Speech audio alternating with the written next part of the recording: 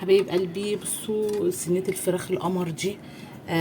تعالوا بقى نشوف صينيه الوراك الجميله دي عاملينها مع بعض ازاي.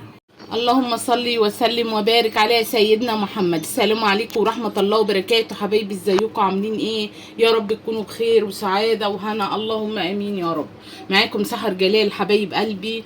ان شاء الله النهارده بقى هنعمل حاجه سريعه وحاجه بصوا هتخش في 5 دقايق تقفلي وهتخرجي معانا بقى الوراك. وافضل شيء للوراك هنعمله مع بعض ان احنا هنعمل الوراك في صينيه وهندخلها الفرن بطريقه جميله جدا وهتعجبكم جدا. طبعا لو لست بيت عايزه تقفلها قبلها مثلا بيوم هتقفليها وتحطيها في التلاجة. لو بصوا حبايبي رايحه مصيف، انت في مصيف مستعجله وعايزه تخرجي، بصوا حبايبي اسهل شيء هتعمليه غدا ليومك الطريقه اللي احنا هنعملها دي. معايا بقى الوراك، وتعالوا بقى الوراك ما شاء الله كبيره، فهنقطع كل ورك كده بصوا 2 كده اهو. بسم الله هنقطعهم كده. بسم الله الرحمن الرحيم. صلي على الرسول، اللهم صل وسلم وبارك على سيدنا محمد. حبايبي بصوا اهو. بسم الله حبايب قلبي، قطعنا الفراخ بتاعتنا ومعانا بصل بصوا زي 3 بصلات او نص كيلو بصل. هنعمل كده مع بعض، هنحطه في الصينيه بتاعتنا. معانا بصوا ده فلفل رومي وده فلفل حامي اهو، حطيناه كده عليه.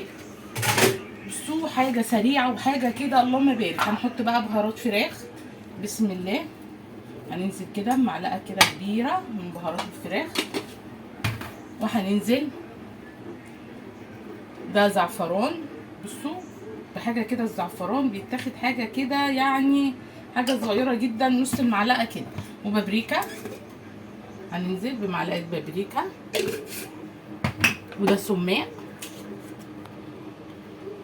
طبعا احنا كذا مره نقول مع بعض البهارات اللي عندك حطيها، ما تقيديش نفسك باي بهارات ولا باي حاجه انا بعملها. خلاص حبايبي بصوا كزبره، انا بتعامل كده يعني، انا بتعامل كده. انا بصراحه من عشاق الكزبره، انا بحب الكزبره في كل الاكل، حتى الاكل اللي ما ينفعش تحط له كزبره بحط له كزبره. ده معلقه كمون كده، وهنزل بالفلفل الاسمر. بصوا حبايبي اهو كده فلفل اسمر. بسم الله انا مستعجله فعشان كده انا جاي لي ناس هتعمل حاجات في المطبخ، فعشان كده حبايبي انا ايه بصوا بجهز الاكل هيتحط في الفرن وخلاص. مش هيبقى ايه في حاجه. هدعك بقى كده ايه بسم الله. طبعا ايه شمري يا ست الكل كده وادعكي على قد ما تقدري. بصوا اهو هندعك كده بقى كل الخلطه القمر دي. بسم الله اهو عشان البصل ياخد كل التوابل اللي احنا حاطينها اهو حبايبي. بصوا طريقه جميله جدا وهتعجبكم جدا. وبصوا الطعم بيبقى رهيب وبيبقى جميل جدا.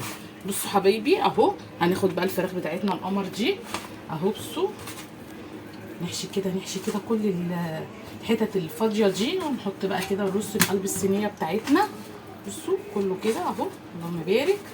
وهنحط برده اهو اللهم بارك كده. بصوا ما شاء الله يعني ايه ما شاء الله بتبقى رهيبه بجد. جربوا يا ريت تجربوا، وحاجه سهله وحاجه بصوا اوام مفيش. بصوا اهو يعني لو عدينا كده في الثواني يعني 5 دقايق بالظبط، في الدقايق 5 دقايق اهو حبيبي.